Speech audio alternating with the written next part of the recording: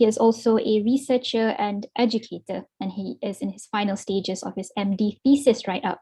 And he has had several publications in journals, as well as different presentations at various levels as well. So he will be the best person to talk to you about good CV building. So Dr. Shafiq is here with us today. I hand over the screen over to you, Dr. Shafiq, when you're ready. Okay. Jazakallah khair.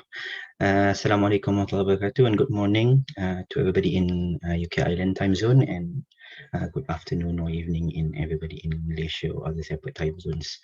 Thank you for the kind introduction. I'm not sure if I'm the best person to share, but I will share some of my experiences. I think is probably best, and we will hopefully get to learn from each other on how to develop, how to prepare, how to optimize, and write a good CV.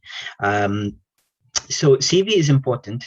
The reason why CV is important is because it's really a professional way to sell yourself.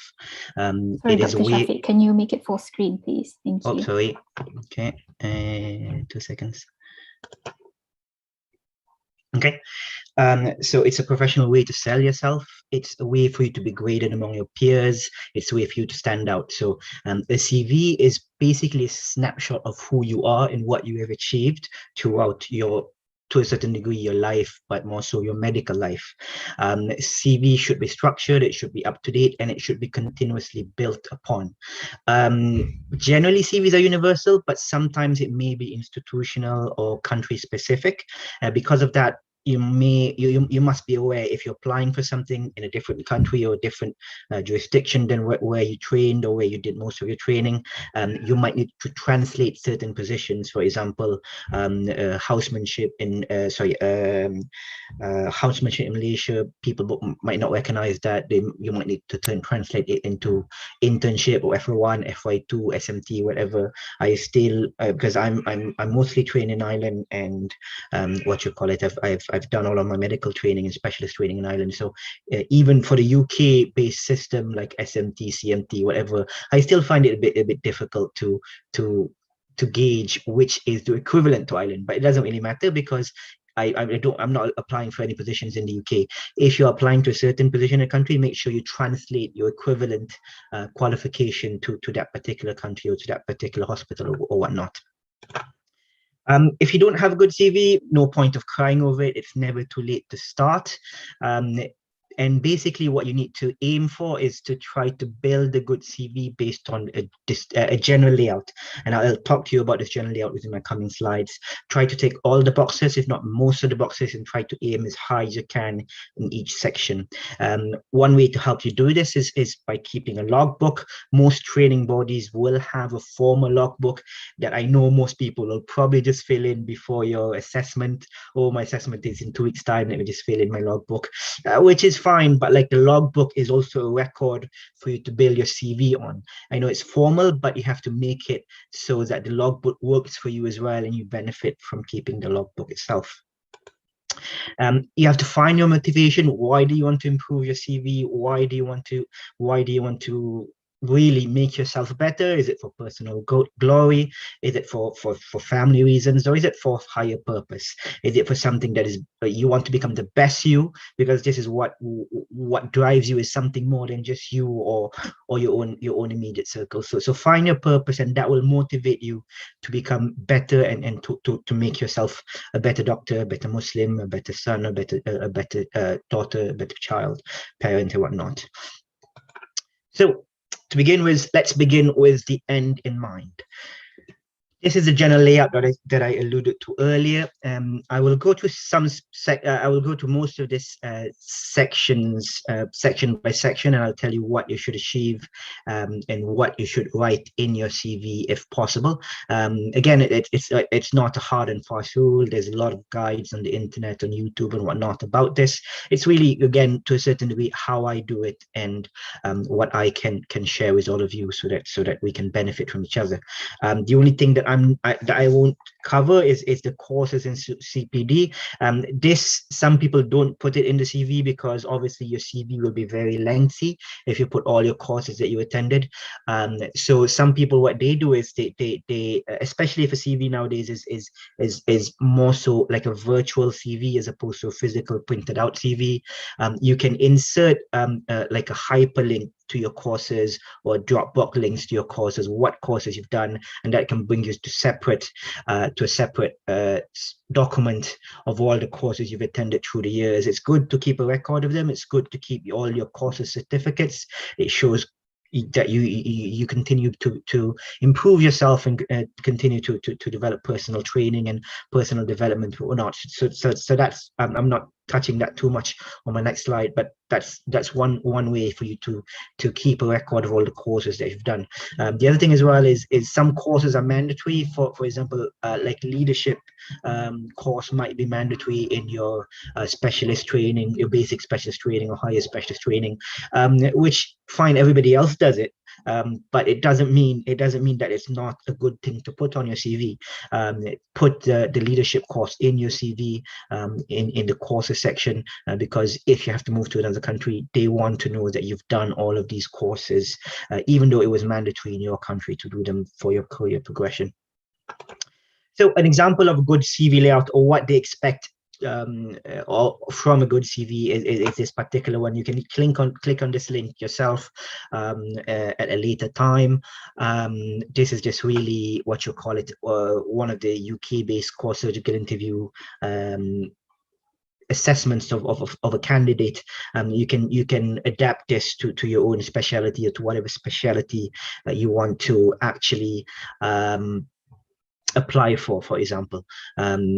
Again, this link you can get from the slides from the organizers later. In terms of personal info, this is very standard. It doesn't really change much apart from probably your address might change, your phone number might change, your professional registration number, obviously it's country specific. In UK it's your GMC, in Ireland it's your Irish Medical Council number. That should be on your CV. Always put your email on your CV, but try to make it a professional one if possible, because you don't want to mix up your personal emails and 20 emails from your friends, and then suddenly an email for somebody interested to read your paper in your personal email.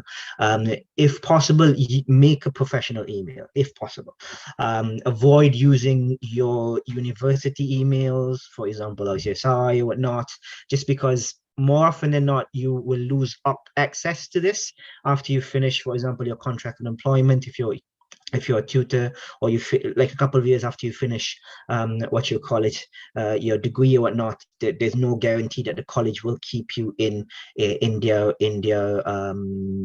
books for email. So you can use that, but don't make that a formal one. And from my own experience, when I was a lecturer at Trinity, they did give us an email at tcd.ie, and then suddenly when I finished my tutorship year, they took that email away, and I lost access to a lot of things.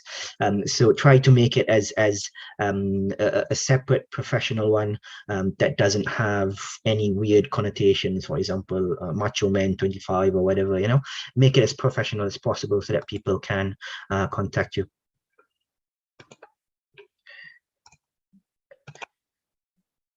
So qualifications. There are two ways of thought on how to do your qualifications on your CV. Some prefer a reverse chronological order, some prefer chronological order. I guess the main thing is try to see what the country or what job you're applying for, and follow their guidelines. There's benefits of both. If you do a reverse chronological order, that means your most highest degree or your highest qualification first, then it shows you the best of you, kind of a thing. But if you do it in a chronological order, which I personally do myself, it's easier to build on, and it makes more sense in reading. So if you started your degree here, and then you started your basic specialist training, you had your MRCP, you have your CSCST, you have your MD, it just makes more sense to read it step by step that way. But again, personal preference, sometimes it's what's dictated by each individual body. Whatever undergraduate qualifications you have. You might have a diploma in basic sciences or whatnot. Your graduate is obviously your medical graduate, and then any postgraduate diploma or postgraduate qualification you have, your membership exams, your MSCs, postgraduate diplomas, your MDs, whatnot, PhDs, put it there as well. General layout is basically you try to put the name of the school, the degree name, and year or date graduated. That's really what people would want. So what you call it, always put your year you graduated or the date you graduated in your CV. Just, I don't know why people want it, but that's just generally they want to know what date you graduated. Probably it may be easy for them to contact the school if they want clarification. If you haven't completed a particular degree, doesn't really matter. For example, I haven't completed my MD, what you call it, yet, but I have that in my CV with an anticipated completion date. It shows you, it does add to your CV to show that you have at least taken the initiative, you have enrolled, and you have a planned when to finish. Obviously, in a scoring system, you won't score as high as if you actually have it, but you would definitely get more points as opposed to someone who hasn't done anything. And try to be as relevant as possible to the job being asked. Your SPM, your IB, your A level, not really relevant at job interviews at this stage, you know. And if you have a diploma in cooking, probably not as relevant if you apply for a job in medicine. But put it, but don't highlight it, or you just leave it out altogether and talk about it in your interviews if you need to. So this is an example from that link that I gave on how scores will be given. Again, this was a surgical one, but again, it can be adapted to whatever level you have. Obviously, the highest degree would be PhDs or MDs. You'll get more points based on that, and then whatever honors you have, any taught courses that you attend, and so on and so forth. Obviously, if you only have your primary medical qualification, you'll be scored at a 0 because you don't really stand out among your peers. Second is your work and clinical experience. How you write this in your CV, basically, again, reverse chronological or chronological order. Again, up to you. I always do it chronological because it makes sense to the flow. Put the organization or hospital name, where it is, what position or title you had, and what the date of the position is held from. Then, because at this stage, because people are probably just really started, or this is what you want to plan to develop your CV in the future, in your work and clinical experience section, you can add any abilities or skills gained during this particular rotation or during this particular work experience. Try to be as concise as possible. Use action verbs, for example, as opposed to say, and don't be too lengthy, because again, your CV will be 20 pages long, which isn't really ideal as well. Bullet points is good. So, for example, as opposed to saying, I assisted, I performed 20 lumbar punctures, just do action verbs. Perform 20 lumbar punctures under supervision, 5 lumbar punctures independently, or something like that. Do it as succinct and as concise as possible, and start with an action verb. Good way to keep track of your skills and whatever procedures you've done is by doing DOPS, direct observed procedures. This is a formal assessments of each procedure you do. You can get anybody to sign this. You can get your SHOs to sign it. You can get your registrar to sign it. You can get a consultant to sign it. and keep a record of all of this, so that at least it builds up upon your CV, and builds up upon the knowledge of how you're going to sell yourself. Mini CXs, this could be important as well. It usually is part of formal training, but regardless, if you don't have it, it could help throughout building up your CV, especially at your early stages when you probably don't have other tick boxes in other fields of the general layout. It can be expanded further. You can put the setting of where you work. For example, is it in a GP practice? Is it in a hospital? Is it in the community? What patient population you're in or not? All of this can be expanded, because this is probably going to be your main seller if you're at an early stage of your career in medicine. In terms of research, QI, qualitative improvement projects and audits, again, it's a requirement to do one of this for your what you call it, annual certification and whatnot. But don't just make it as what you call it, it's a requirement, so I'll just do it kind of thing. Try to make it as what you call it, as structured as possible. Try to make it as best as you can, essentially, so that at least if you make it, if you make a good audit, you make a good QI, this could benefit you in your CV. It could benefit you into interviews. It can benefit you in your future career as well. What you call it, when you do present any of this, make sure you have organization, institution name, you have what research you're doing, and a brief description, essentially what you did, what you achieved, what your role is. Obviously, if you've led the audit, fair enough, but even if you participated in an audit, what was your role in that particular audit? Because everybody, like, what you call it, works as a team. People know that not everybody can do 20 audits a year, but you can help and contribute to 20 audits a year with different positions. And this could be again something that can continuously be built upon.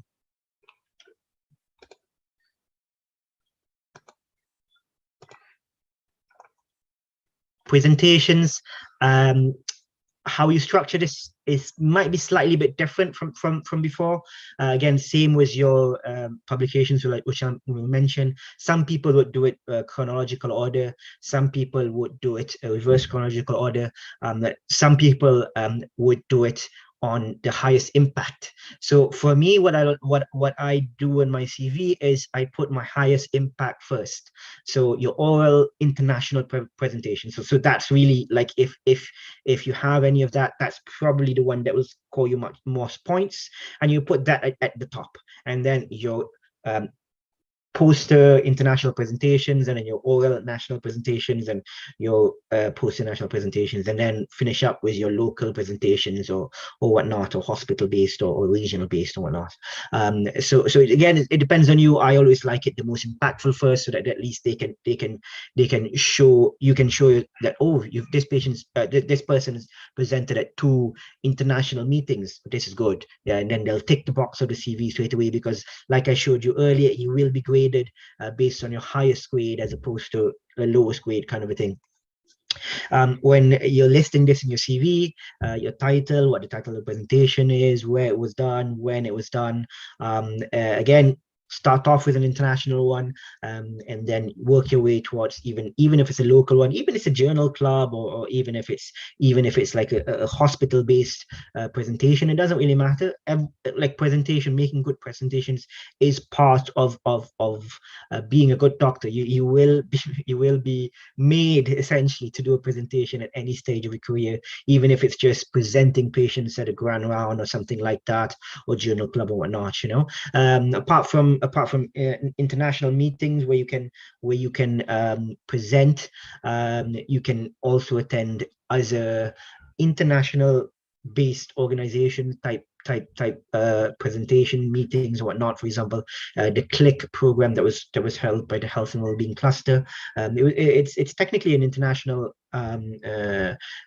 grade presentation, even though it's not, it probably isn't as highly regarded as, for example, a societal international society based presentation. It's still something to put on your CV, especially if you have a certification or any paper trail to prove that you've done that, essentially. and it will be up to the panel to decide how relevant that is to you. What you could do is you put it in your CV and make sure you know what you're doing, and make sure you know what you're presenting, make sure you know what you're putting in your CV. For international presentations, most societies of each specialty would have their own international meetings. For example, in gastroenterology, we have an American-based meeting, the Digestive Disease Week in the States. We have a European-based meeting, the UEGW, United European Gastroenterology Week, British, what you call it? There's the British Gastroenterology, British Society, BSG, British Society of Gastroenterology has their own meeting. Most of these international meetings, the good thing is you can submit something that even might be a local audit, for example, to be presented at this meeting. As long as it, like I said, as long as it's a good audit, as long as you show that you have possibly impacted change, and it's relevant, it might be accepted for an international presentation. Even if it's a poster, it still points. And the good thing about all of these international meetings that you attend and that you present at, even if it is a poster presentation, most of them will have an abstract publication of the abstract that you submitted for the meeting. So you might have 20 different, like 30, 40 different abstract publications. Regardless, that it might just be an abstract, but it does count towards certain pointage in your CV. So I always try, doing my training as an SPR in gastroenterology, like we have about 3-4 international meetings between 3-4 different societies. I always try to submit at least 1 national and 1 international meeting each year. And then if your colleagues do the same and you help each other out, then you have 3-4 international presentations, 3-4 abstract submissions, which is a good way to start, essentially. I have 10 more minutes left, so I'll try to make it a bit quicker. This is really, don't want to dwell on too much, but again, like I said, oral presentation, national and international level is going to score you a lot of points. Oral presentation obviously is more difficult than the poster presentations. Publications, full papers, peer-reviewed journals. That's probably where all the meat is. You want that first in your CV.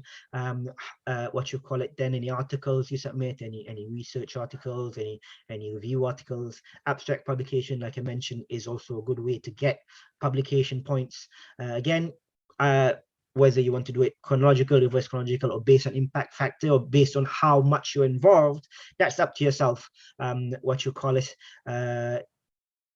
One thing that I would probably advise you to do, again, if you're starting off in your career as a doctor or once you become a researcher, is especially for Malaysians, we have very long names and very difficult to spell by the Irish or the UK based standards. Like Muhammad Shafiq Ismail is not always pronounced as Muhammad Shafiq Ismail. Again, Muhammad Shafiq bin Ismail even. Try to make a standardized name that once it goes onto a paper, once it goes into a publication, it will be the same name that people search. Regardless, you can because it can be tricky to search for somebody's paper trail if your name isn't standardized from the start. This is an example of how that is. So if you search on PubMed, my name, this is my publications that I have on this name, and then you search with a different name, and this is a publication I have with this name. So again, try to start off with one name and stick to it.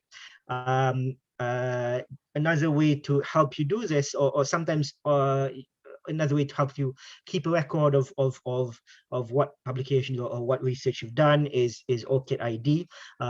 You can Google this later on, or ResearchGate is another thing that people always use nowadays to keep track of your presentations, your publications, whatnot.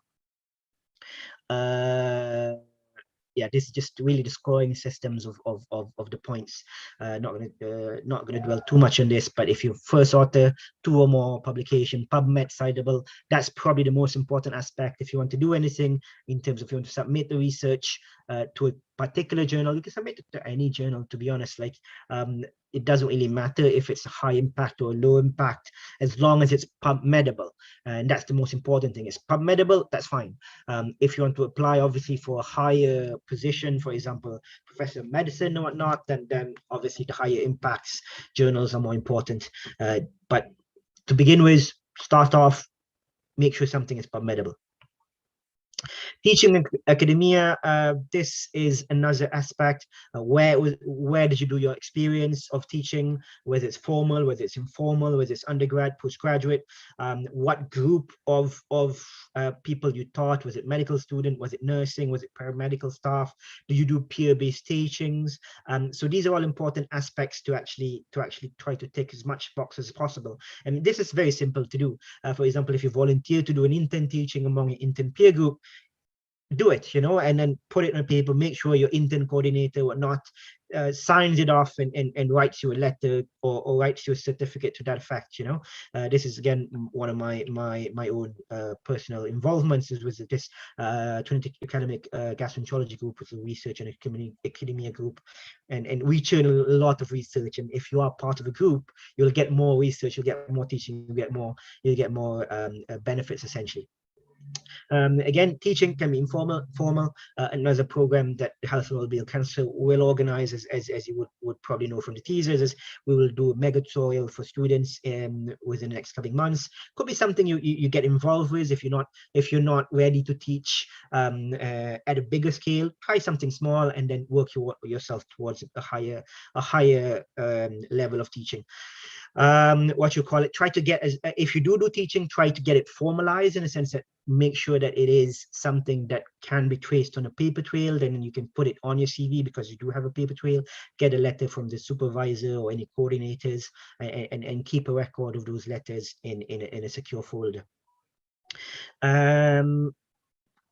Don't want to talk about this too much, but that's really the other thing. As apart from your own teaching experience, another thing that that might be graded as well is your training in teaching.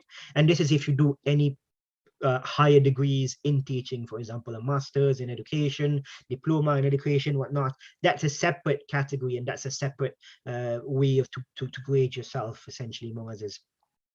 Management and leadership, where and when did you do this? What level, what date you held? If you're the intern leader, if you were the intern coordinator, if you were the, student rep, council rep or whatnot, it's still quite important. Union rep, all of these points to some form of management and leadership, and what experience you gained. Again, try to use as much action verbs as possible.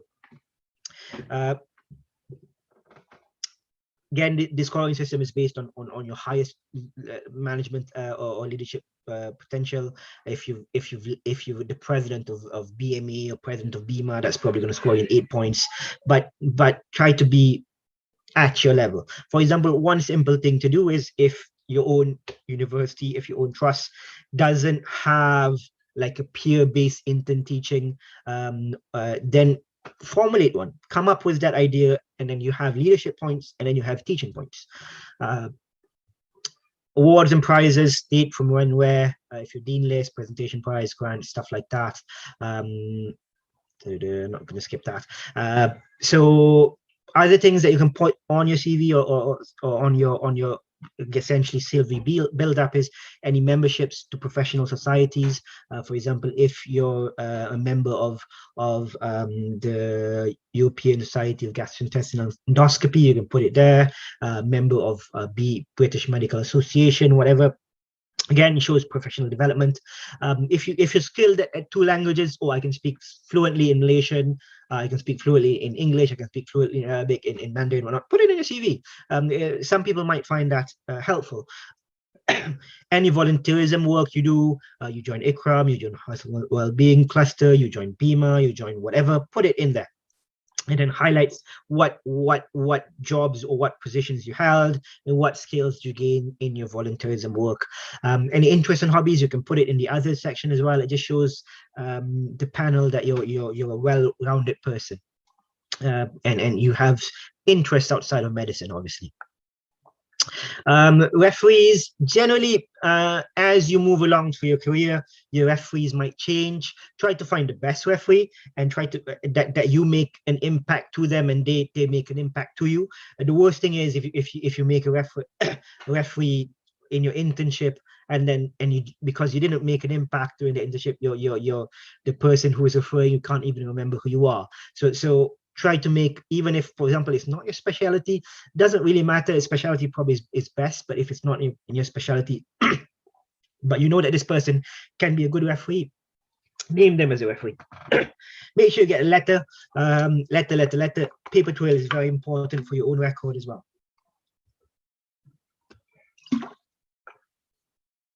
So some do's and don'ts in my last minute. When you're writing a CV, check the formatting, check the spelling. Make sure everything is synchronized and not three different formatting. Be relevant, concise, clear. Consider cloud-based storage when you're storing your certificates, when you're storing your CVs, when you're storing all the extra information, because then you can access it from anywhere. Bullet points, concise but descriptors, action verbs, and be honest. Don't leave any gaps in your CVs and explain. For example, if you take 1 year off to travel the world, fine, leave it there and then say what you gain your travel, or you did a gap year or whatnot. Don't leave anything out. Just put it in and then explain it. So, for example, I took 1 year off to look after my sick parents or whatnot. That's fine. Don't make any spelling mistakes. It'll be very obvious, very glaring, and people get put off with spelling mistakes. And don't really dwell on relevant info, and most importantly, don't lie. Where to start? Find a mentor, find some good colleagues to help and support you. Be proactive, volunteer to anything that's been offered, be creative, identify what is the needs in your particular hospital, a particular trust, and try to fill in the gaps if you can, like, for example, a peer teaching or whatnot. Join societies so that you can help and support each other and you can learn from each other. BIMA, ESG, AGA, ACOM, health and wellbeing. That's it, I think. Just 1 minute off the mark. Any questions? Thank you, Dr. Shafiq. So far, there's no questions in the chat box, but I understand it's quite a very quick run through with regards to quick CV building. But if you've got any questions, I'm sure Dr. Shafiq is more than happy to be contacted, or you can find us on our social media as well if it proves to be a bit difficult for you to be in contact with himself. Right, so we are moving on to the next one. Thank you very much, Dr. Shafiq. You can stop sharing your screen now. Next is Dr. Adlan Wafi Ramli. He is currently a specialist trainee in rheumatology in ST4 level in Bolton, Manchester. And he has special interest in medical education, I believe, and is currently working towards a postgraduate certificate in medical education. And he is a strong advocate for a healthy work-life balance, which I'm sure all of us are struggling a little bit at the moment. So Dr. Adlan will be sharing with us about looking after ourselves as foundation doctors and interns. So I will hand over the screen to you, Dr. Adlan. Can you see my slides and hear my voice clearly? Can you try again? Is it on now? Not yet.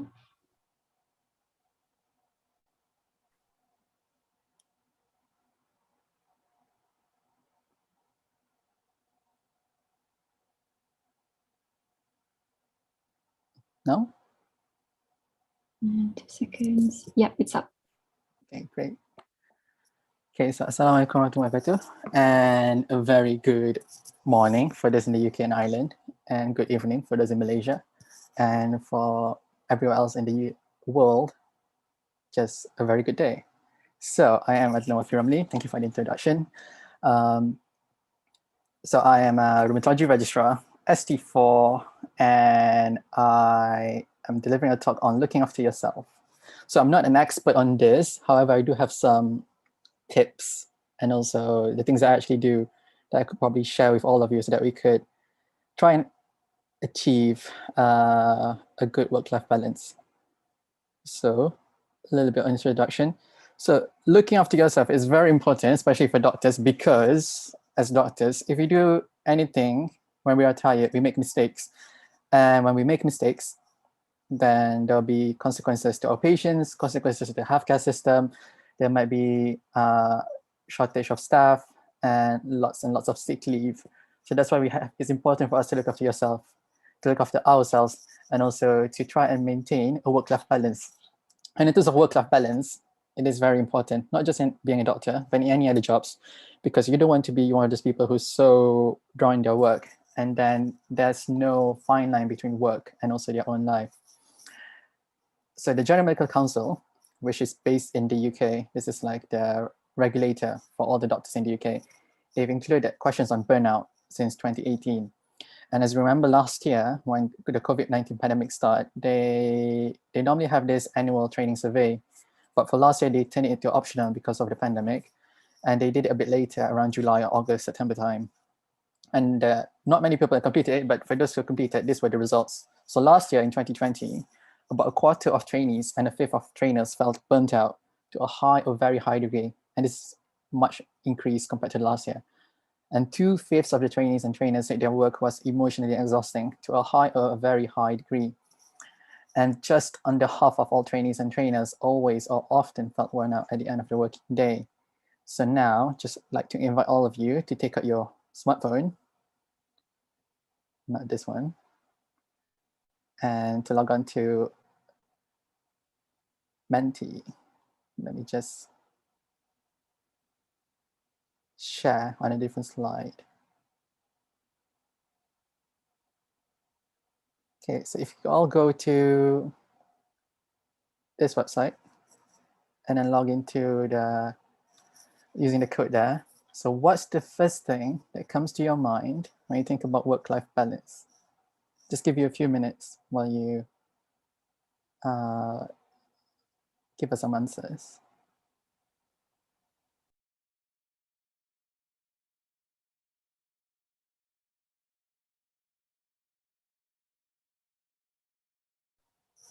Yes, obviously enough sleep is very important.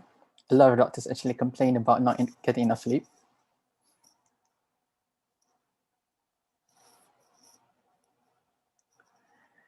Yes, I agree. Time for yourself, because the first thing you want to get when you get home is to actually get some rest. But sometimes it's hard to balance between our own life as maybe as a parent or as a son or daughter for your parents. Yeah, two people already mentioned that. Time for family time. Social life, yes. Very important now that we're in the UK, we are easing lockdown. So people are trying to get more social life into their routine. Job satisfaction. Yes, that's very important as well, because you don't want to be doing something that you don't enjoy for the next 5 to 10 years. You need to be in the specialty that you enjoy with wherever that specialty may be. And I can see there's someone mentioned eat enough. True, when you're on call, sometimes people just don't eat. They just go on for hours without any food or drink, which is not good for your health. But obviously you just have to try to put this into context and also prioritize that. So there's also time management. Family is always first. It's interesting. A lot of people mentioned about family. So I can see that a lot of people are putting family as a priority, which is good. Never neglect your kids. Yes. Obviously, because as doctors, we might find it hard to give our attention to our children, especially when we get back home. And our kids may not actually get enough attention and also not get enough time to spend with us. Yes, good mental health, also very important.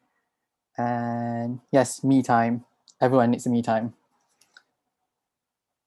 Great, thank you so much for that. I think I'll go back to my slides now.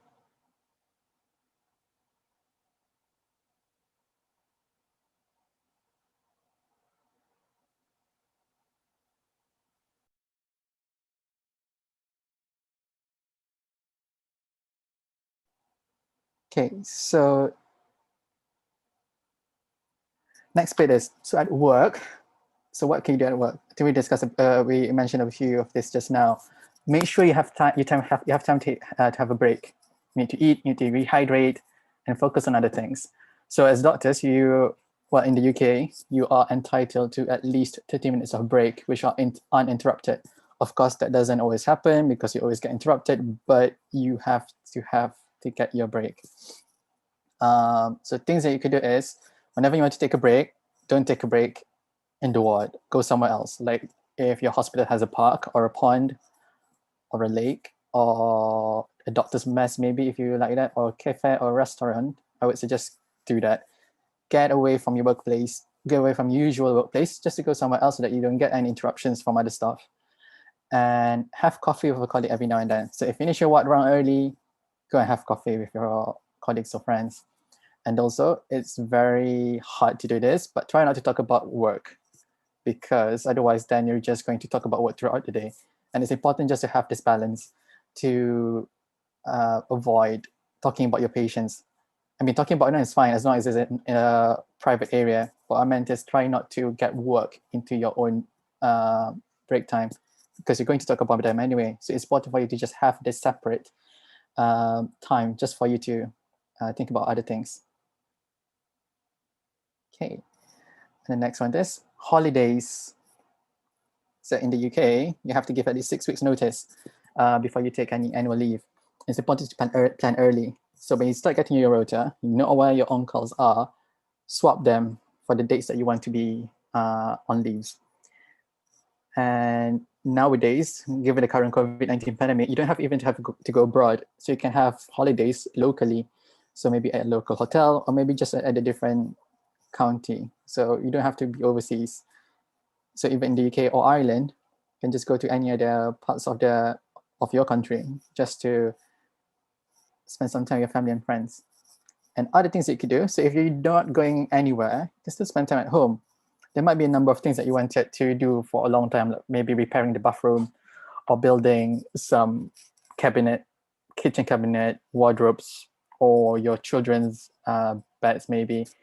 And maybe do some special breakfast. Like my daughters, both of them just enjoy English breakfast, despite the fact that it's very plain and boring. But they really enjoy that. And it's quite easy to do. So I just do it every now and then, and that just made their day. And cook together. So this is not necessarily applicable to me, but my daughters sometimes like to bake with their mom. So they make things like cupcakes and sometimes cakes. So again, spending time with your children is one of the key things, especially if you have kids. If you don't have kids, then you can spend time cooking with your friends or housemates, or just bake something new on your own. And then you can share recipes with your colleagues or friends. And the other things that you can do now that restaurants are opening up, you can try new food, try new restaurants. And I think one of the things that we could learn from the COVID-19 pandemic is that it's easier than ever to get in touch with other people. So you can get in touch with your family members and friends through Zoom, Skype, or WhatsApp, and also to learn new hobbies.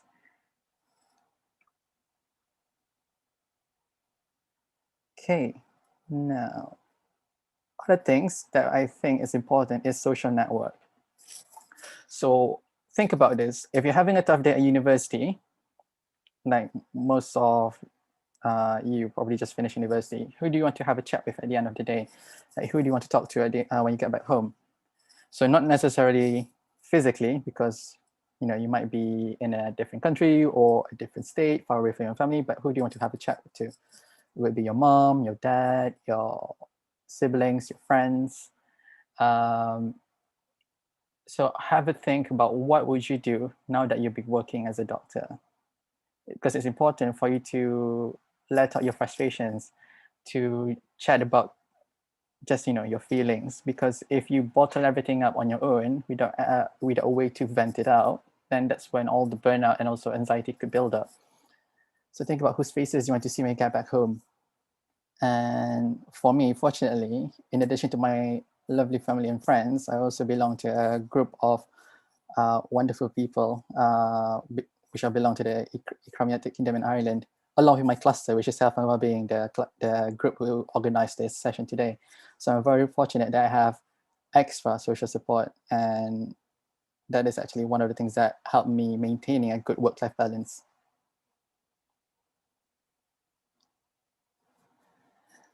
Now I'm going to talk about so other things that you can do is to find your interests, hobbies, ambition, motivation, something to keep you going. So we talked about the workplace. Now what else could you do?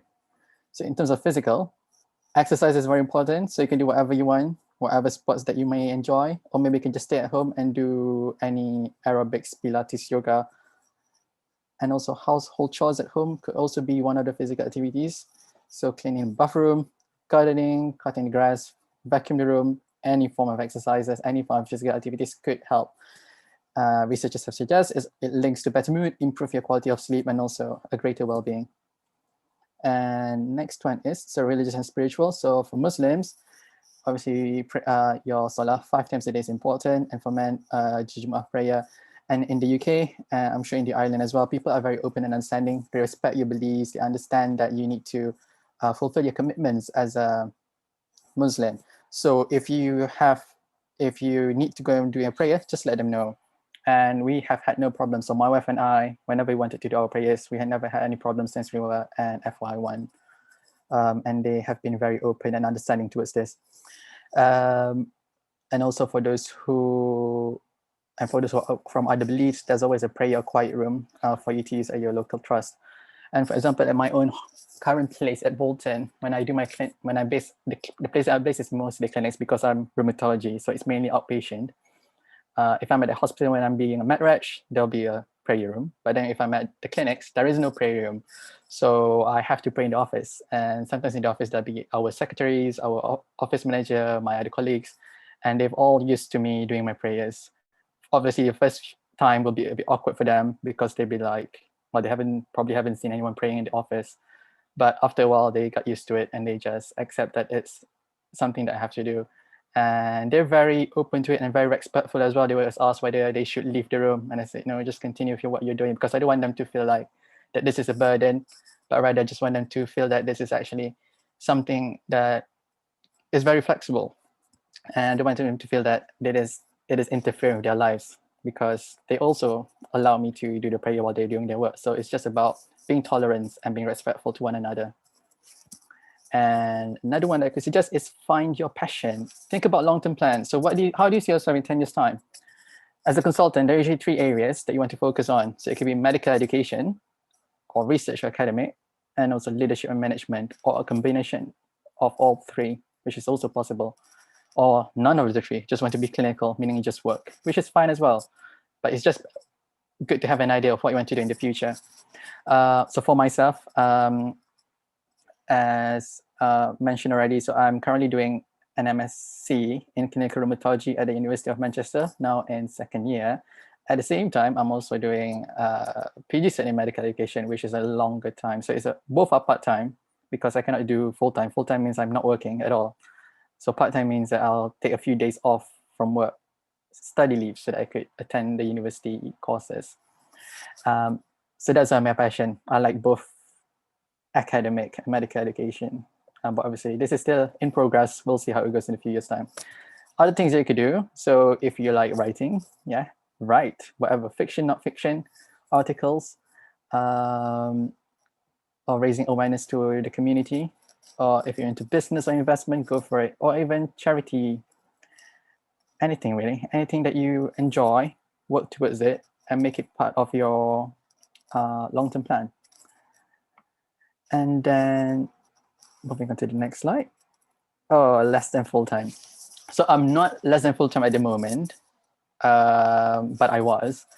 So I was formerly a less than full-time trainee, or we call it LTFT. So LTFT is applicable in the UK. So in the UK, you can go less than full-time, because I have caring responsibility for children under the age of 16. So I have 2 girls. And that's why I could go on to LTFT, and have been done previously.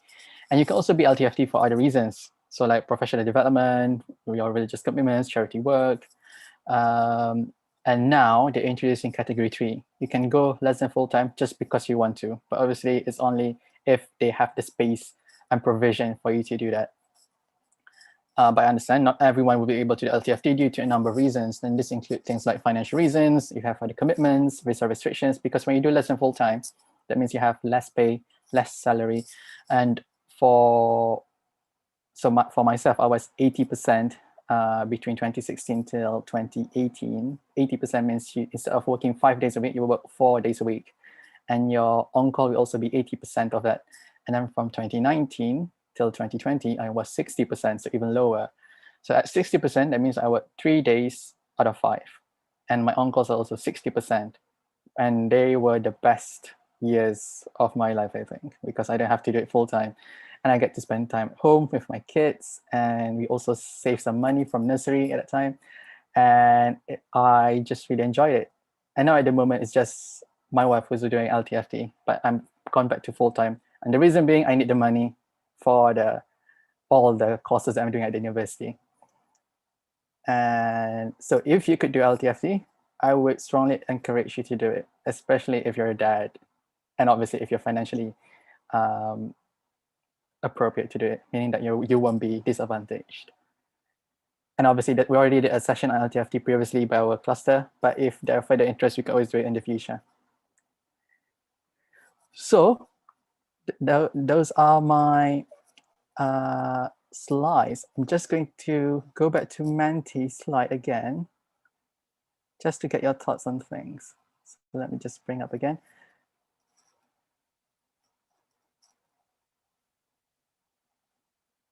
So just one last question for all of you.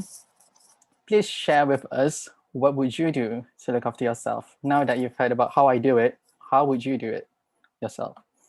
And in the meantime, if you have any questions, feel free to pop up into the chat box and I'll be happy to answer it. Thank you for listening. Thank you, Dr. Adlan. We've got one question via direct message to myself.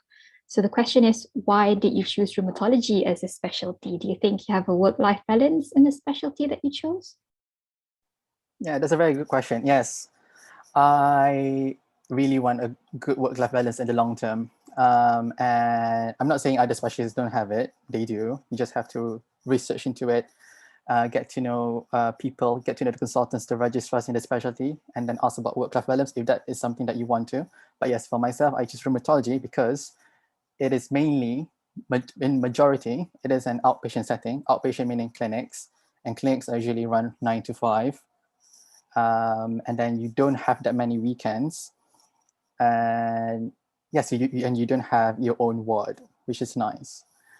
But as a rheumatology specialty trainee in the UK, you also have to do medicine. So medicine is the main thing where you have to do the on-calls, you become the medical registrar, you have to do nights, weekends, long days. So that is the bit from rheumatology that I have to put up with.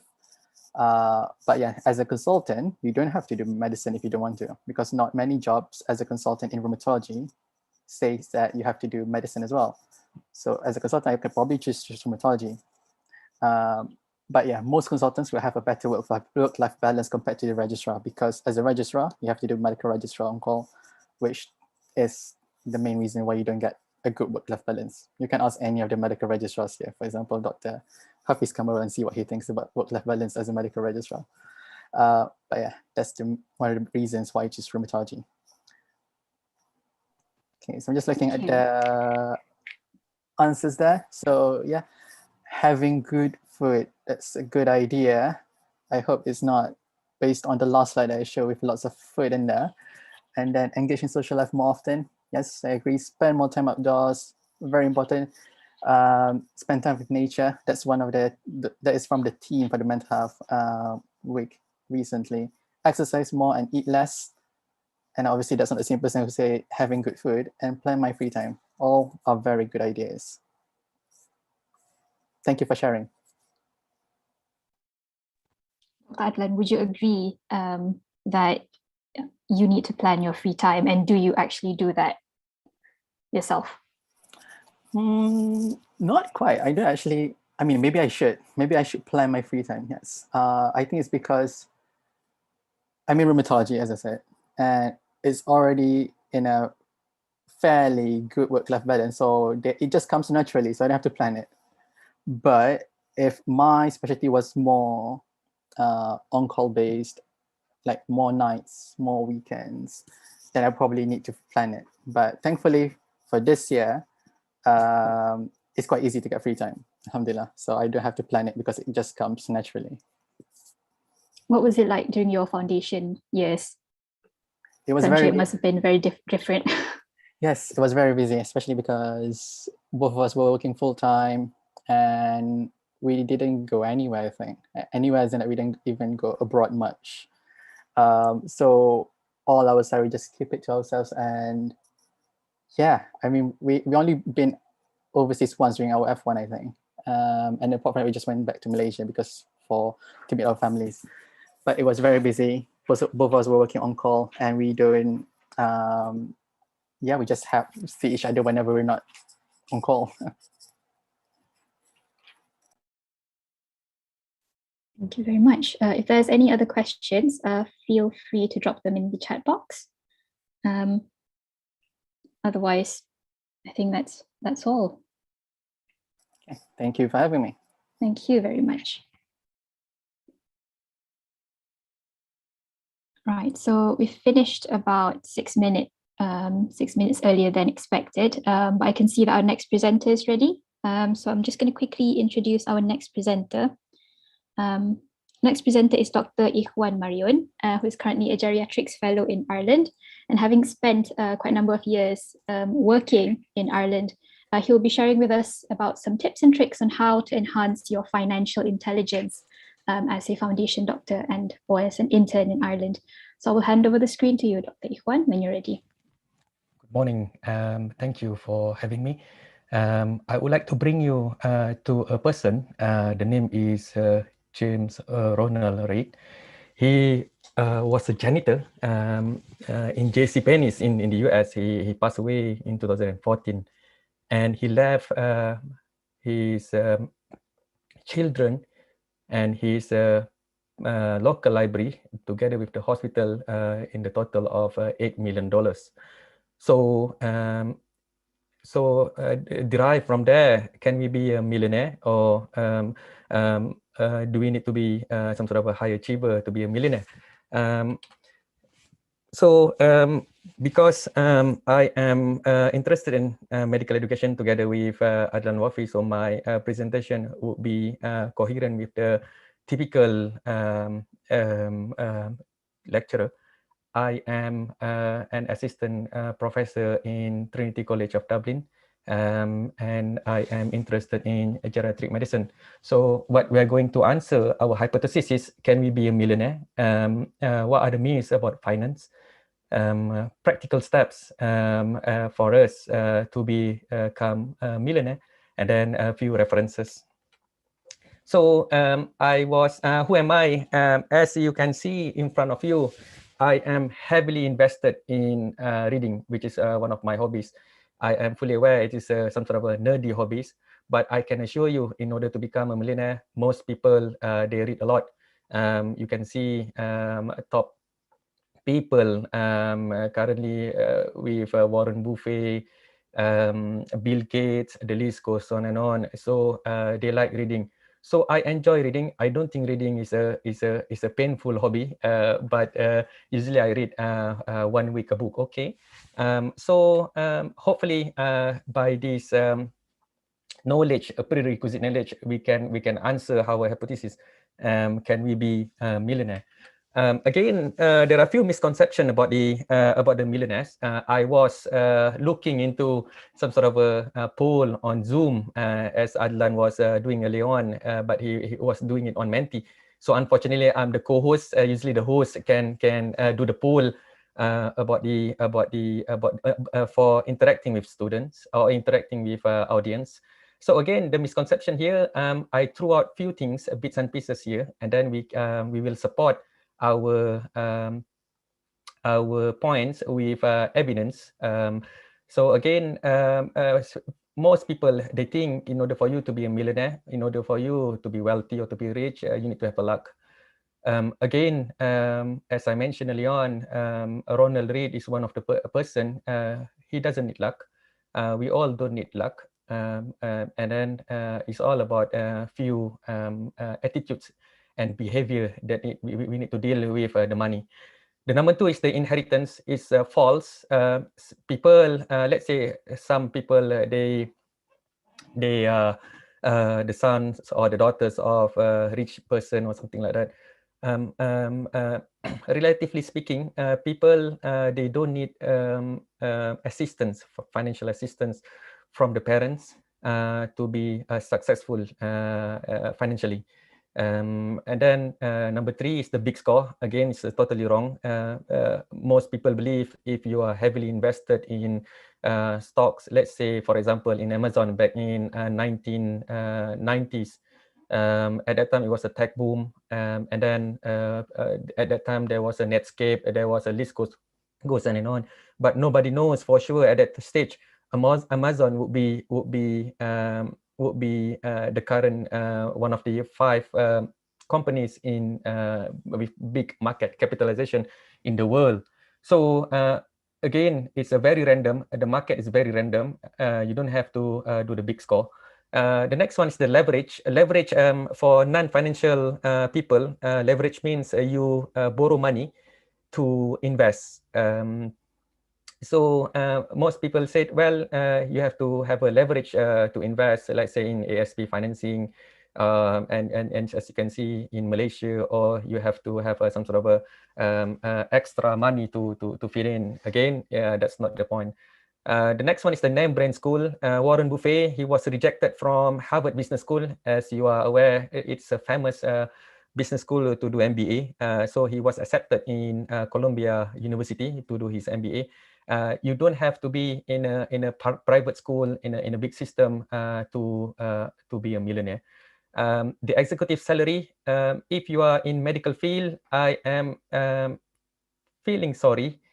You are, I don't think you would be able to reach some sort of a millionaire level. You can reach a comfortable life. Again, for Malaysia with UD 41, you can talk about 2,941, the minimum salary up to 6,000 according to your overtime. Or with UD 53, it can be reached up to 16K, okay? And for consultant posts in UK, again, it's not that heavy enough. We are talking about 110K pound max. In Ireland, it's a bit different. The old consultant, they used to have some sort of a, they can reach up to 20 to 50K. But the newer consultant, the starting salary would be 125K. So you do need to have some sort of executive salary to be a millionaire. The next one is the investment opportunity. Yes, to a certain degree, you need to have a lot of reading. You need to have a strategy to invest, and we'll go through after this. The next one is the most people say, well, you need to take advantages of others. I disagree to this man. We'll go through a few bits and pieces as you are listening to the news lately, over the past 3 months, or some sort of a meme stock like AMC, or some sort of a, so basically they pump and dump, or they make a Ponzi scheme, or in Malaysia we call it Pak Mantelo. So you are calling people to invest in a certain area, and then you leave them, and then they're left with nothing. The next one is rigging the system. Politicians have been accused of rigging the system. Nancy Pelosi, the speaker of the Capitol Hill in the US, she was accused of knowing the inside trading, and then she can make the move from there. In order for us, we as Muslims, or we with religion, I don't believe in rigging the system. You have to pay the taxes, but there is you need to know what strategy do we need to use for the system. You need to know the rules of the game. Next one is laziness. Millionaires, they are not lazy. I rarely see people with a millionaire trait. They are lazy. A lot of books they wrote about a few billionaires. They wake up early in the morning around 5 o'clock, 6 o'clock, and then they read books. They do some sort of they spend time on their own, and they quantify their hours. Okay. The next one is the millionaires spend frivolously. Again, if you see on YouTube, like some sort of a youngsters, 20, 25, showing their investment portfolio with Lamborghini behind them, or some sort of a Rolex watch, I am truly sorry. I don't advocate that kind of advertisement, or people to be convinced that they will be rich by engaging with millionaire stuff. Okay. The next one is millionaires feel rich. Yes, I concur with this point. in order, it is for you, your own benefit, your own self-fulfillment. You don't have to show to other people that you are rich, but you need to feel rich yourself. So what do I mean by that? I am currently I have a few neighbors. They are all working fathers or working mothers. In front of me, he's a taxi driver. He goes out early in the morning around 7 o'clock, and then he comes home around 12:30 to 1 o'clock to have his dinner, or sorry, to have his lunch in Malaysia. And then he goes back to work, and then he comes back home around 6 o'clock. That's his routine 6 days a week. The same goes to my Chinese neighbor on the other side. He goes to work around 2 o'clock. I think he has some sort of a cafe shop or some sort of a Chinese takeaway. He goes to work around 1:30, and then he goes back home around 12:30 a.m. 6 days a week, religiously. So again, if you ask them, well, I don't see you are rich. I don't see you are driving a Lamborghini or Mercedes, but deep in their heart, I know they are very meticulous and frugal. They feel rich because they have we call it capital to be rewarded of. Warren Buffett, I know, is some sort of a bit tricky. He is separated from his wife. The wife was living with him for about 30 years or so. And then the wife left him. She went to San Francisco, and he is currently in Omaha, Nebraska. But the wife passed away. The wife said, well, she couldn't understand Warren Buffett.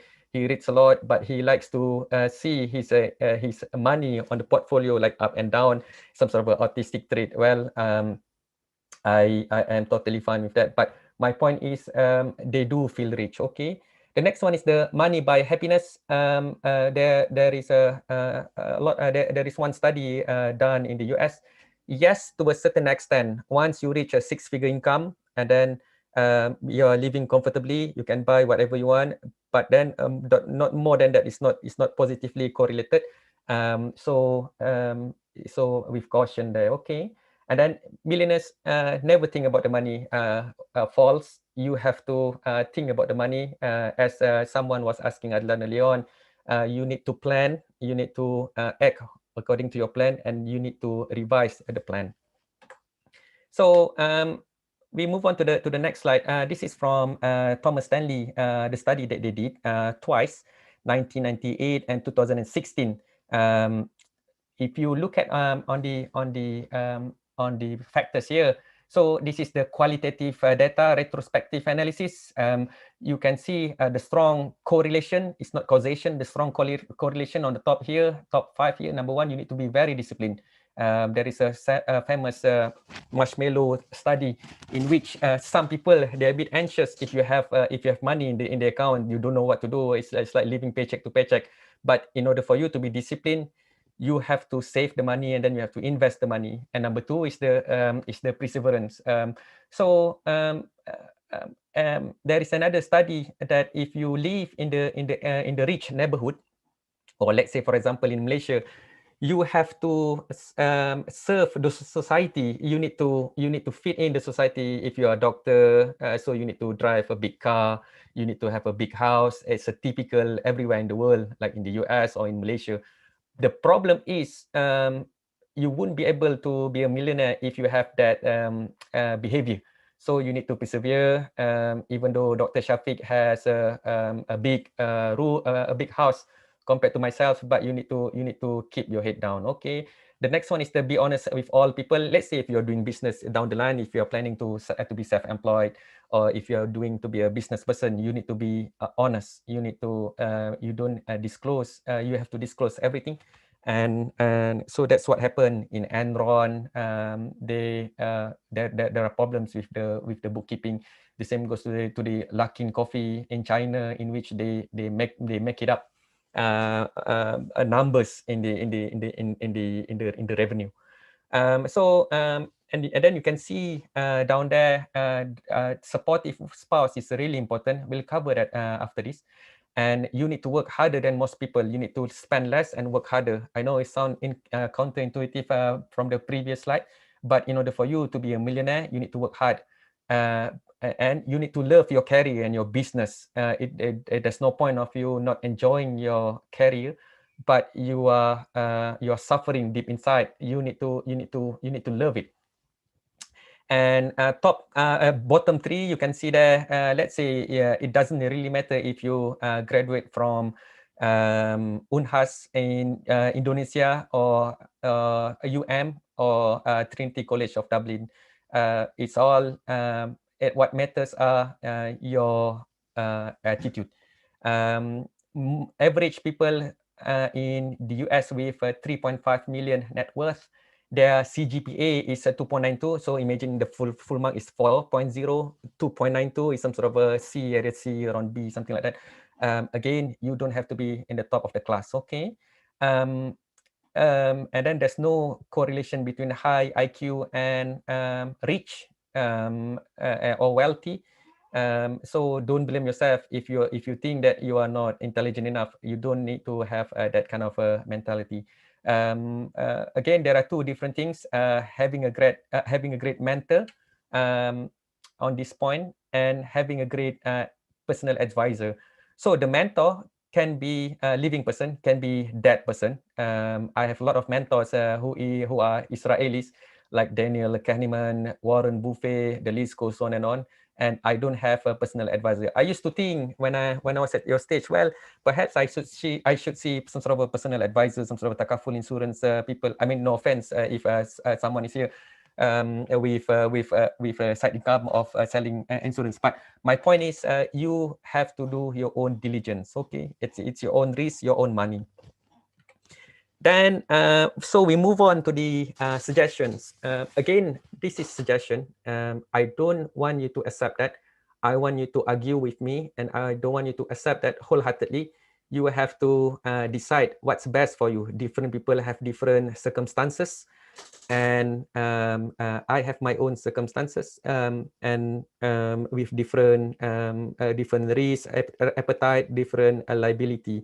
So for the age of 25 to 30 years of age, again, a lot of people, they make mistake. I make mistake myself. Some people, they want to try them first, despite people telling them, well, you don't have to do that. You don't have to do this. But that's okay. It's part of the learning. It's part of the experience, as long as you're not doing anything crazy. Okay.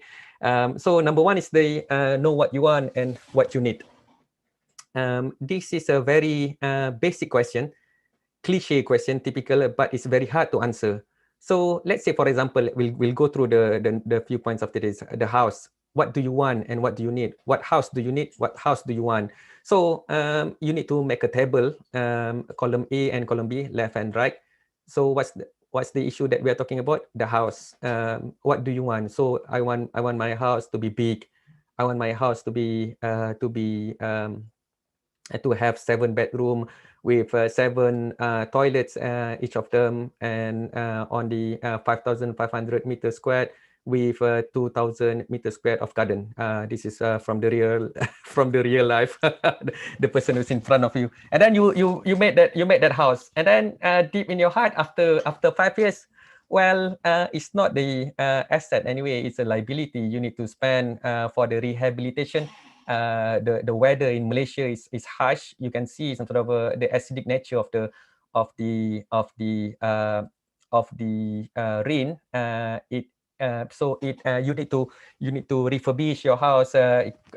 Maybe it costs you some sort of 20K a year or 10K a year, depending how big is your mansion. Okay, so you end up with a 3-bedroom house with a detached. Again, well, it's your own personal preference. I have 3 kids.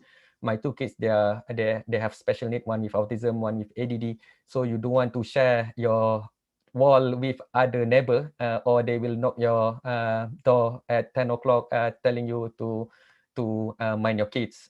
So it depends, what do you want and what do you need. So again, at this stage, 25, 30 years of age, common things are common. House and cars, we'll go through after this. Number 2, know your pay slip. Surprisingly, most people, they don't know how to read the payslip. whether you are Malaysian or you are in the UK or in Ireland, you presume down there is some sort of a net pay, okay, or disposable income. Why? The reason behind that, number one, on the I did my accountancy when I was in secondary school. So on the left hand side, on the right hand side, so you see the gross income, and then you can see some sort of overtime. So the point that I'm trying to make is you need to quantify. You need to know the value of your money against time. Okay, some people they work 60 euro an hour. Some people they work 80 euro an hour. So when you know how to quantify your time, so you value your time every time over the weekend, on weekdays, so you don't have to waste your time doing something not very beneficial, like watching the movies, or the list goes on and on. So and then on the other side, on the left side, you can see there are a lot of things there. There are if you are a public servant, you in Ireland especially, you need to pay the taxes. For unfortunately in Ireland, up to 34,000 euro, you have to pay 20%, and then the rest of that is 40%. In UK, it's a bit less. Let's say in UK, if you have a gross income of 100k pound, as a consultant rheumatologist, I like to pick Ireland, and then your take-home pay is around 66,000 pound. In Ireland, if you are earning 100,000 euro, your take-home pay is around 61k. So the tax, you need to understand the taxation system. Make tax your friend, because you know, once you know the taxation system, you know how to reduce the tax, you know how to use the tax credit. The list goes on, and make friend with the revenue. The next one is the universal service charge in Ireland. Historically speaking, back in 2008, there was a financial crisis in Ireland, so they reintroduced the universal service charge for public workers. So you need to pay the USC according to the tax bracket, 2%, 4%, and 8%. The list down there, you have a pension related deduction. So I know the moderator from Ikram said, well, we can skip for the pension. Maybe we can have another talk, or you can send me an email. We can discuss more about the pension. The pension is not very catchy for 25 to 30 years of age, but to me, it's really important. And then you have tax credit down there, and then you know what to be the tax needs to be deducted. You can use your tax relief for medical expenses, like if you want to do a LASIK, or if you are dealing with the dental or prescription. So it can reduce, it can give you some sort of a tax relief. When once you know your payslip, you know your income, and then you know your budget, and you know what can we do with our budget. So the next level of the personal finance, I would encourage this strongly, savings and investment. I cannot emphasize no more about these two things. In Malaysia, the investments, the savings one is quite common. People say, well, you need to save for your rainy days. What percentage? It depends on individuals. Some people, they have a lot of commitment for the monthly mortgage, cars. Some people, they have a little bit of luxury there, so they can put all into savings. The issue with the savings, it is controlled by the government. So in European particularly, they basically, if you save the money up to a certain level, you have the negative interest rate. So basically, they don't want you to save the money. Like in Malaysia, if you're talking about Maybank fixed deposit, it can be up to 1.5 to 2%. Okay, the saving one. So where do we go from here? If ECB is doing negative inflation rate, 10-year treasury yield in the US, last thing I checked, between 1.2 to 1.3 is so low. So you need to invest. Again, investment is another chapter of my my milestone. My knowledge milestone is a big, huge issue. A medical student asked me what to study. I told them you need to read the study guide, and they're not happy. So they want me to tell them what do I need to do. Do I need to memorize Tell Your Corner, or do I need to memorize Oxford Handbook of Clinical Medicine? So for the sake of purposes, for investment, the best way moving forward, you can go with the ASB. Okay, I don't make commission with the ASB. I have a certain position in ASB. I know few people, they are doing ASB financing. The reason behind that, the investment, it depends on your risk and appetite. So some people, they want higher risk. Some people, they want low risk. And the same goes to the volatility and also the return. Okay, so the investment, back to the ASB. Once you understand the concept of the investment, you put the money into the ASB, and the ASB has their own people working on it. If you look at on the prospectus, I believe I'm the only one who read the prospectus for ASB with the annual charge of 0.35% per year. And then you want to see where they allocated the money and what's their benchmark. So then their benchmark is 80-20. 80% goes to the stock market and 20% goes to the fixed income. It's quite stable with the annualized return rate of 9.6%. Compared to S&P 500 in the USA, you have approximately 10.2%, which is not too bad. And again, it's a tax-free. If you are investing in something else, you need to pay the tax, capital gain tax and income tax. And then it is accessible. You can go to any post office. You can access it as a saving, not an investment. You can withdraw the money, okay? And this is guaranteed by the government. Your capital is protected. The next one is the next level, which is the complex financial instrument. You don't have to immerse with this, but at least you have some sort of a basic foundation knowledge about a lot of things there. Because some people said, well, if you think about ASB, the return is quite low, isn't it? 9.2. Can we do something crazy like some sort of a short sell or some sort of options, put options or call options? Well, papers suggest even though the endowment fund from Harvard, they have their they have their own statistics, some sort of algorithm. They have access to private equity list. They have access to timber. Not everyone has access to this. Again, their return of investment is more or less the same like S&P 500. So at least you know. And then when people say to you, you should do ASB financing, I disagree to that. You don't have to owe the bank to invest in ASB. So at least you know what are we calling about what do we call about leverage. Okay, the next one is the generate income. Again, some people, they like side income in Malaysia. They sell stuff, especially if you are using the title of the doctor title. I hope you don't you don't abuse the title itself. I think you can do something better, like some sort of intellectual property. If you want to write a book about your autobiography, if you want to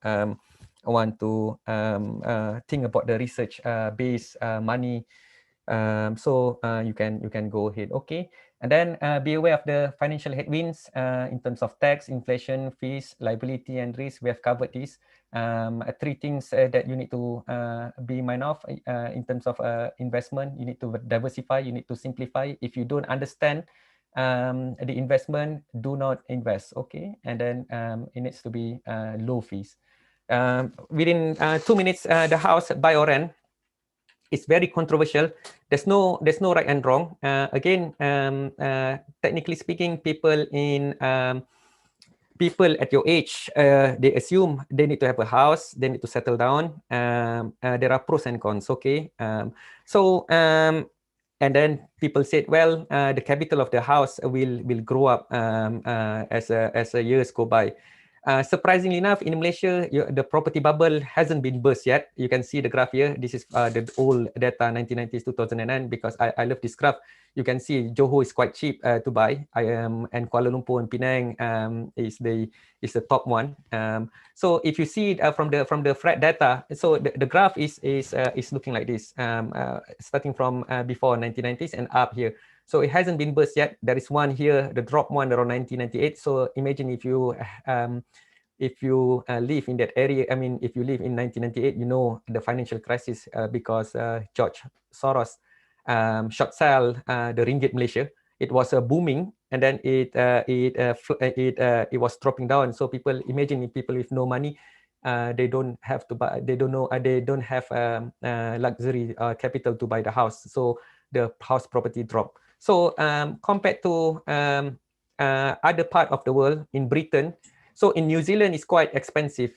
If you're looking to price against average income, the cutoff point, I would say you need to spend at least, if you think the value of the house is more than 3 times of your gross income, I don't think I advise you not to buy the house, okay?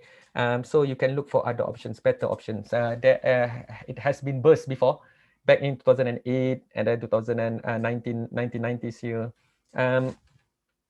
So again, with the cars, which is quite sensational.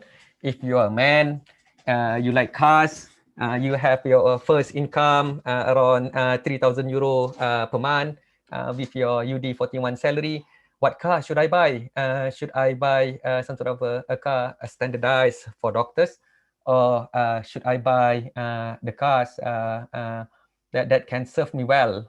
So again, if you want to be millionaire, you need to look into the data of the millionaire. People in the US, particularly, they love cars that are reliable, and that are reliable, and they can make full use of the cars. Okay. So top 3 is Toyota, Honda, and Ford. Fortunately, I have had those. The same goes to Dr. Shafiq, who's looking for another car. And I have had down below here, Mercedes, a brand new. I bought it 2008. I think it's my bad investment move. I mean, it's not really investment. My bad purchase around 30,000 ringgit Malaysia deposit. I think I made that call. So please do not repeat my mistake. Okay. So I hope by the end of this session, you can think about it. There's no harm. If you feel that you want to try, give it a go. If you want to feel the luxury sedan, Audi or BMW, or if you want to think, well, that's totally right. I mean, if you have some sort of a second-hand car to go to work, which is reliable, and then you don't bother about scratching the door or people scratching your window panel or something like that.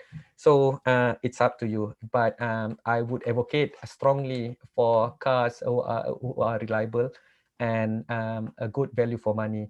Usually around 4 to 6 years after second-hand cars, the depreciation value is good. It's a Goldilocks spot or soft spot that that people would like to buy after 4 years or after 6 years. The last 2 tips here, the mutual agreement with spouse. Again, you will get married and you have a future spouse. Again, with the financial intelligence, people can divorce with different belief or different spectrum. If one people is very frugal, and then another people and the spouse is on the other spectrum, it can cause chaos in the marriage. So you need to have some sort of a same wavelength with your spouse to deal with the finances. It's really important, and then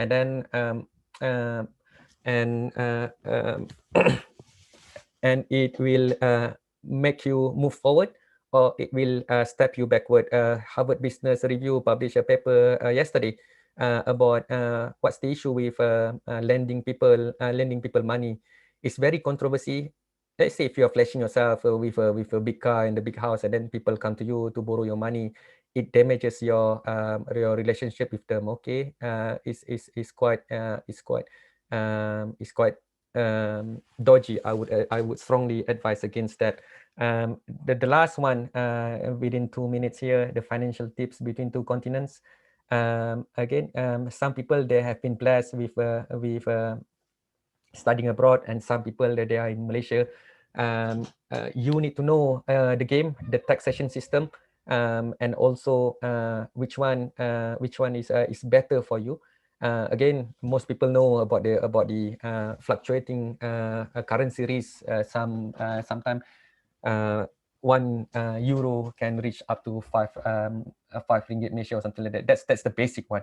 The most serious one is if you own property in Ireland or in Malaysia, what is it going to be if you are going to leave it to your children with capital tax, with inheritance tax, and then can you do well within these two continents? Yes, you can do well. You can spend less because you have seen the two worlds. There are two different worlds. You can spend less in Europe compared to Malaysia with the inflation. You can feel the roti canai after 3 years when you came back. 50 cent become 1 ringgit. So the value of your money is diminishing. Okay, so you need to be aware of these two things: the taxation, the strength, and the weaknesses. With this, I thank you.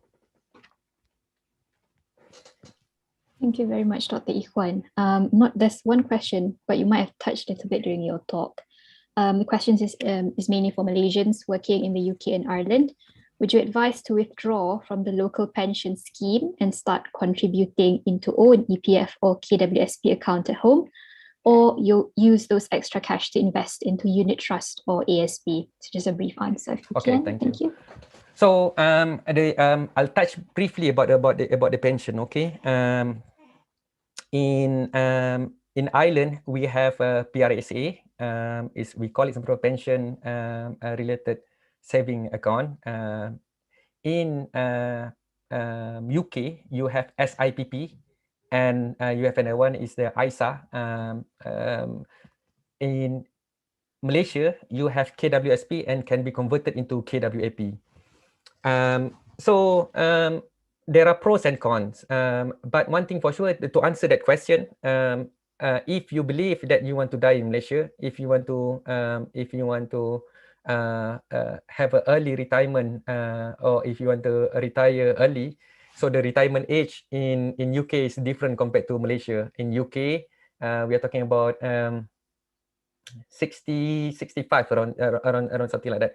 But in Ireland, you are looking to some sort of 68 years of age, and then they're hoping to and then because of the election, they step back around 65, and now they're looking into 72 because of the budget deficit because of the COVID-19. So in Malaysia, it's quite young. You can withdraw your KWSP around 55 years of age.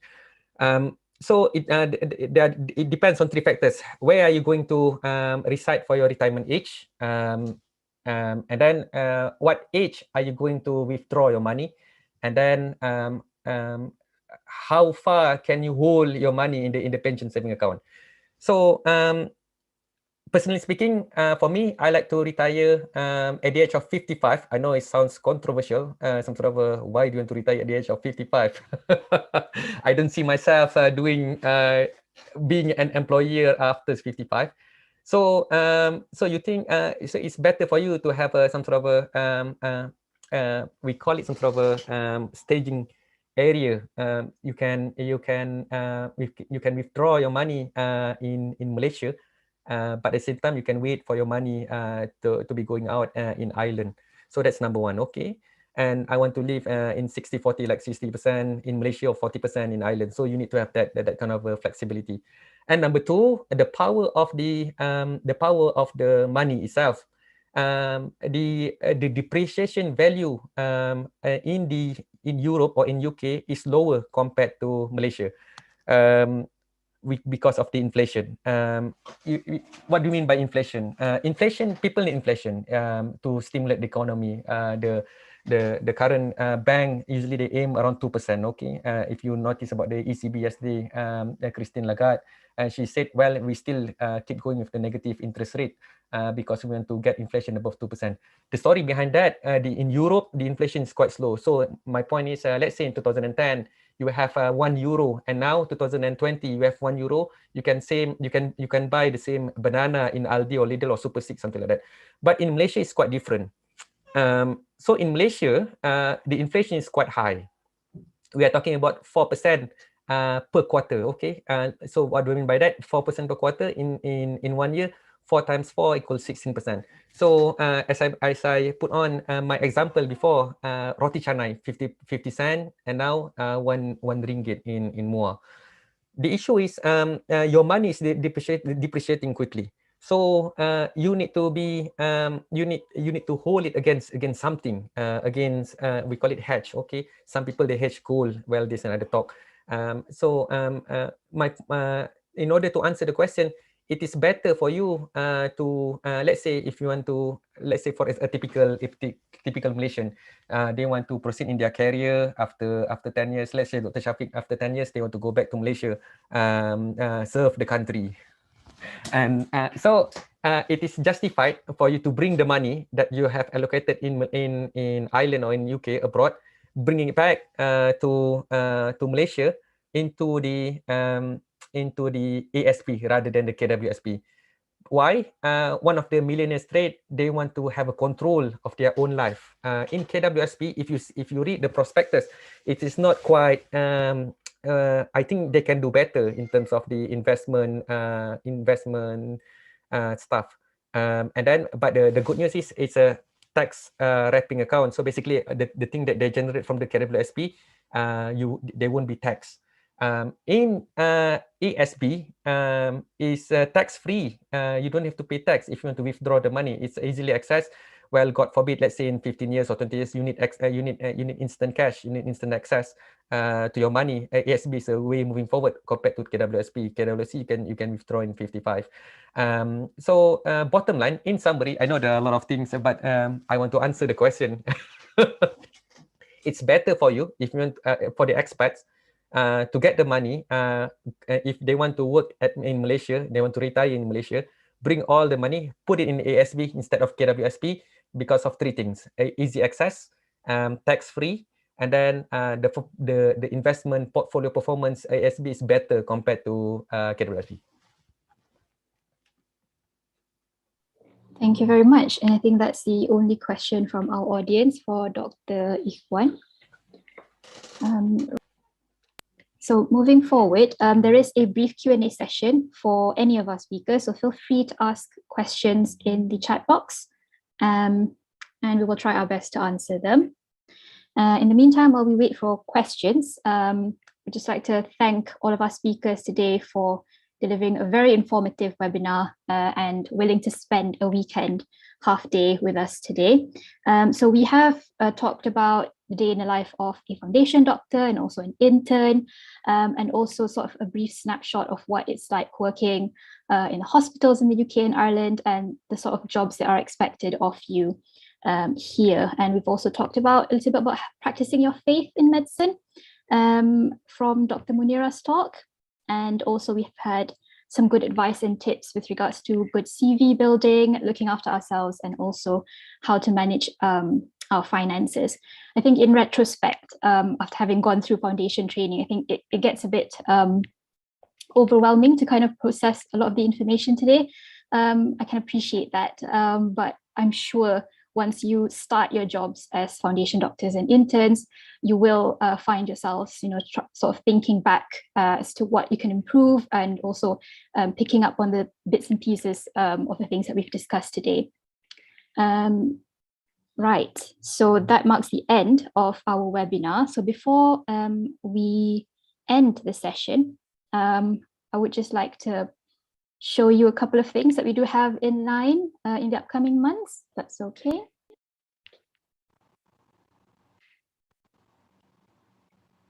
Yes, so just a bit of shameless plugging while everyone is still here. So in the upcoming months, we do have an exciting variety of events organized for you. Under the Health and Wellbeing Cluster, we do have the Health Awareness Division, as well as the Medical Training bit. So this falls under medical training, but we also do have a lot of initiatives outside of medical training. In October, we've got World Mental Health Day, and we've got Physical Health Month in December and January, and also next year, just before Ramadan, we do have some pre-Ramadan preparation in store for you. And with regards to medical training, we do have a webinar planned around November time on Islamophobia.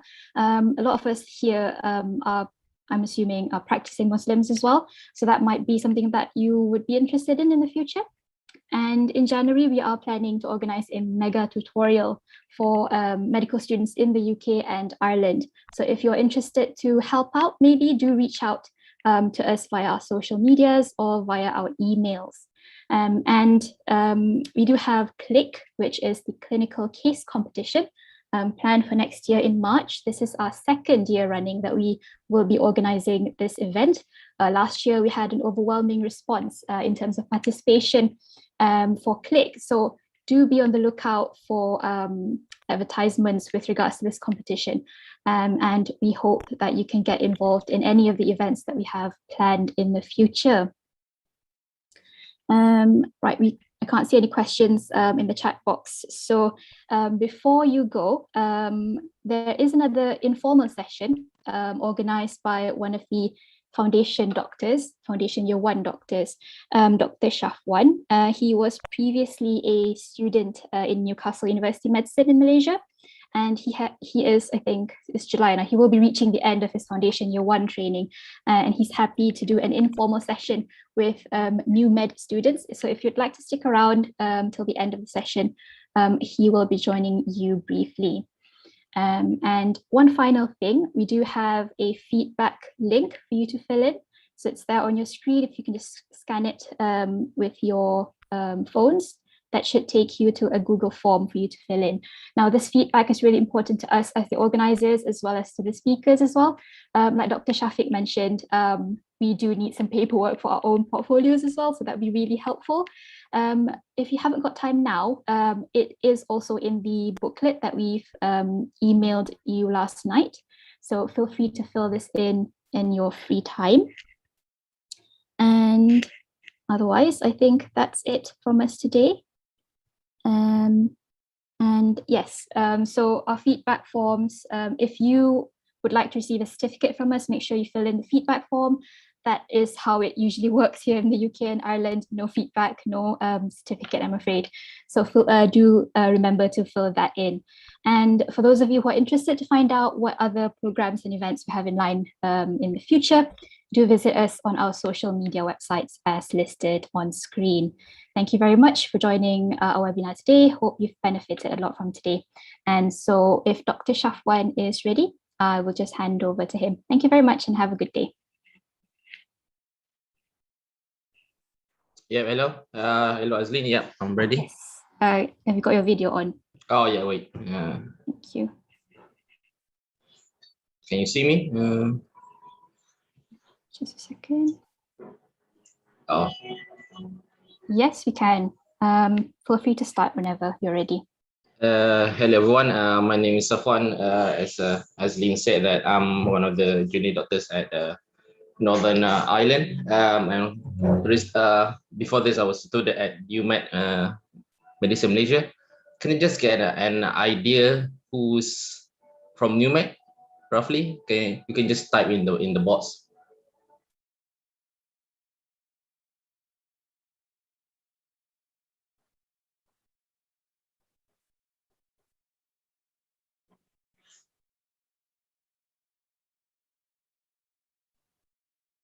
I can't see anyone typing, but from the registration form, we do have quite a few numbers of new med, so I'm assuming they might be here. Oh, okay. I mean, I think I can see a few. Now you might recognize some of them. Yeah, Moaz. Yeah, I know Moaz. I don't know if he's still on or not. That's fine. You can just proceed, I think. Okay. Basically, okay. Okay. Basically, it's an informal session. I'm not gonna talk much. I would say this basically my talk is for those who are from Malaysia coming to the UK, will be a more appropriate this. But basically I just gonna share my experience. Basically the most important thing when I got the foundation training is just to get the visa first, and I think if that's sorted out, and the second thing will be most likely do the flight schedule. When I was moving to Belfast, we had we count mostly the only option for me was to get a flight that was direct. So it was most probably MAS. I think there's a couple of Singaporean airlines, and if I'm not mistaken, there's also a British Airways. That is the three direct flights, because I think Qatar Airways, Etihad during that time was because they had to transit, and from the policy during that time that the UK government said that if you transit, you need to quarantine yourself. So I would say ideally get a direct flight. And secondly, in terms of the place you'll be working, they will ask for, I think they will ask for a bank account first, and I think you won't get a bank account straight away because you're not physically there in the here in UK. So I would say that I managed to get a account. I don't know if you guys know Monzo account. It's a online account. It's not a physical account. So that's the most first thing you need to get in order. You can apply online. It's quite simple, easily. But I'll just write it down. Monzo. So for those who are not from or study in the UK, you might not know this, but as again, get a Monzo account just to get a your paycheck in order first. Secondly, in terms of accommodations, using other accommodation like Property Pal is quite hard because they need I think you need a certain amount of paperwork that you would not get when you are in Malaysia. So I would say use spare room.